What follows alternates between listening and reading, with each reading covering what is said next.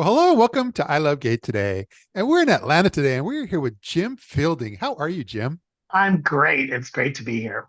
Oh man, I have had so much fun because I was sticking around, like checking out some of your book that you wrote and all the things you're doing. And my Mm. first thought was, why don't we? How is it that we have not met? How do we not know each other yet? Small world. I know. I felt the same thing when, I've been following you, listening to the podcast, following you on LinkedIn, and that's when we kind of reached out. And I was like, why haven't we met yet? Yeah. Like you and I were talking about, I think writing the book and publishing it, putting it out last fall, I've met so many new people in the community. And I thought I was really networked in the community. I thought I knew so many people, but I obviously had so many more to meet. And there's so many more you get to meet over the next few years. So much In fun. these journeys that we're all on. But Yeah. um, but I love what you've done. So your background, you kind of come from a corporate background, including being president of Disney stores, and we'll probably weave in and talk some about that. Sure. But you just released a book, and I All did. Pride, No Ego, and Hmm. but it kind of part of it just sort of taps into your whole corporate history, but kind of brings together. I would just say it's a very much a make you feel good and self help book. It is. I mean, I tried to write it, as a business book too, but I mean, it's organized around 10 leadership and life lessons told, from my experiences. And honestly, Matt, it's the book I wish I would have had younger in my career. So it's Yeah. almost like I wrote a book to myself. With the benefit of hindsight and 40 years of journals, I was able to look back and say, okay, what did I wish I'd known at 25 that I knew at 56? Yeah, yeah. And so it was a very selfish, cathartic exercise, actually. But I love it because so much of some of the things I was reading about the book, you touch on a lot of it seems to touch on leadership and sometimes in some ways the lack of leadership that we get to look Yes. to. But you really point out something, two words in front of it: authentic servant leadership, which I thought was Yes. a unique term. Yeah, well, I never really thought about what my leadership style was until I got later in my career. And then you would go through trainings. I mean, the good things about working at Disney and DreamWorks and Fox, they put you through executive trainings, development classes. And, for a long time, there was this whole servant leadership movement, which I understand, which is like working through the people and putting your team before yourself, which I kind of did naturally. But I realized that I had a layer beyond that, which was really this authentic leadership. Like I had this degree of authenticity and that, I wanted to be my full self and I wanted people that worked on my team to be able to embrace their full selves. Yeah. And that's why I was like, wait a minute, I'm kind of authentic, I'm kind of servant.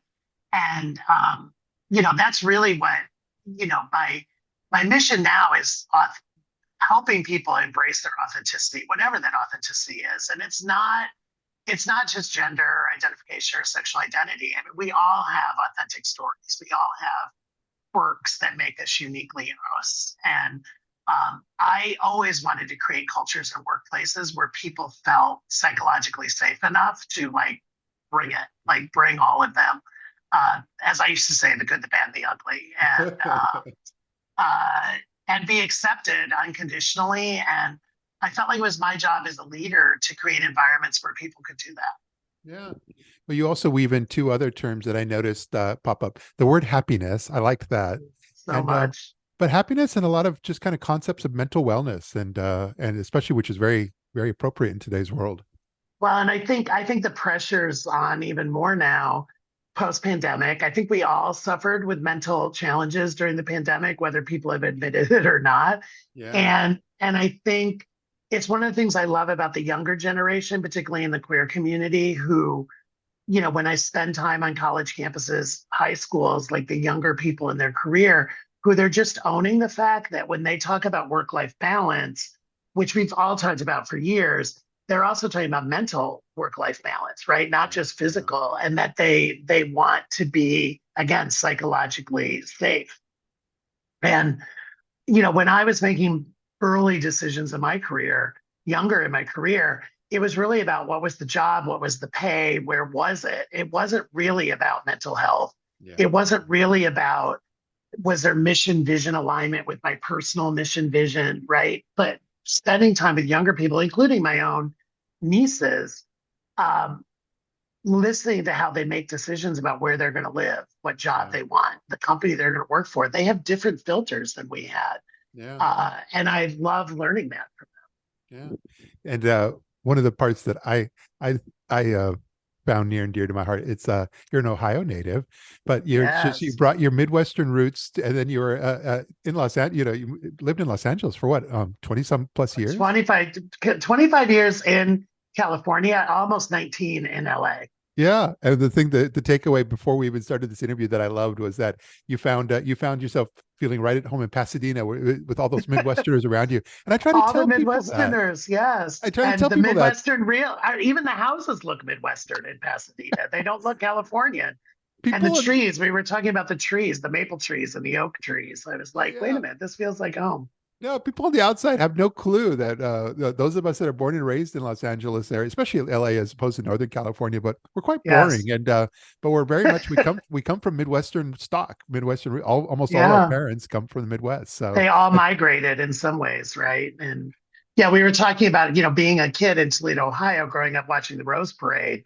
We yeah. literally thought Pasadena was like Oz. Like, we're like, how are those people sitting on New Year's Day in their shirt sleeves and there's sun on them? And then they're going to a football game. Well, we were like shoveling, right? And making snowmen and kind of freezing inside. So, having that full circle moment of being able to go to the parade and live in Pasadena was almost surreal. Yeah.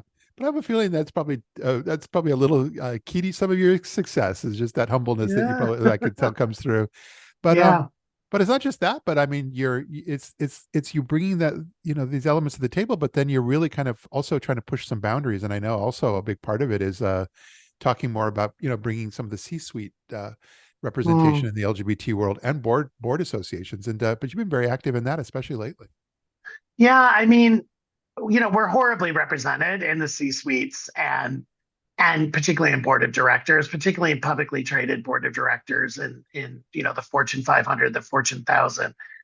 And I admire, we were talking about a mutual friend, Fabrice Hodart. I Yeah. admire the work he's done so much because this is his cause.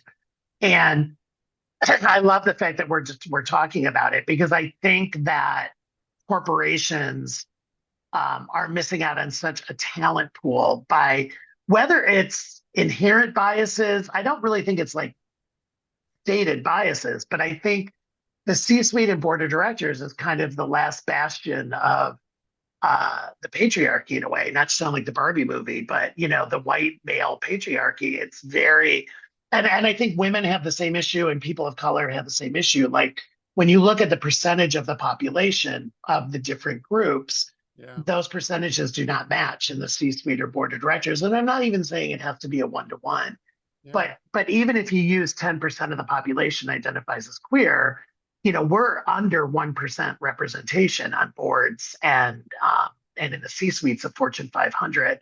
Just that disconnect between under 1% to 10% of the population who self-identifies, you realize that they're missing out on Yeah. a wealth of talent that's out there.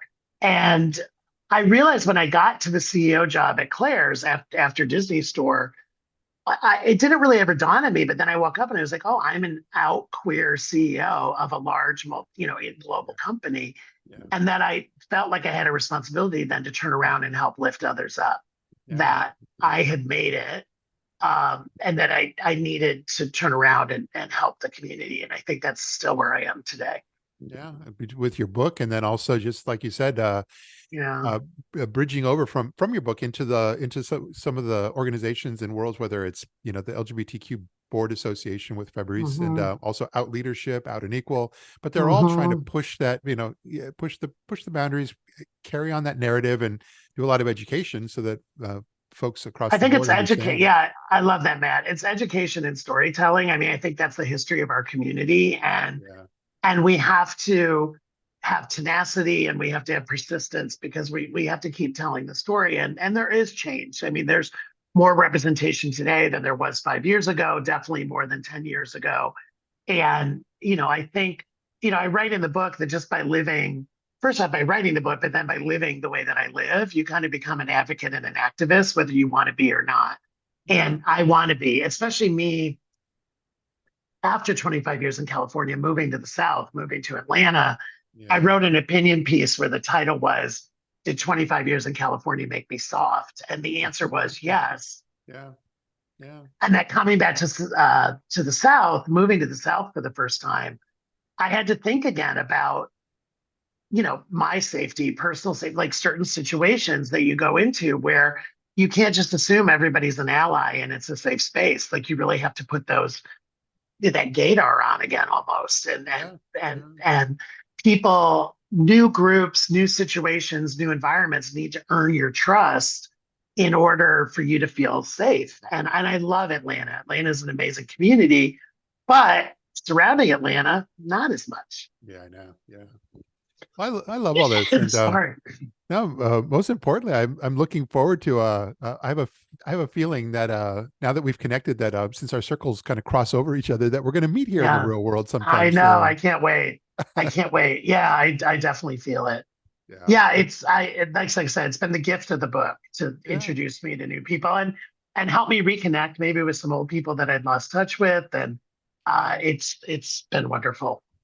I'm just really happy that appreciative you were able to take a few moments of your time and share a bit of your story with our audience My here. total pleasure. My total pleasure anytime. Well, thanks again for being here and look forward to seeing you. Yeah, have a great It day. feels good, so good.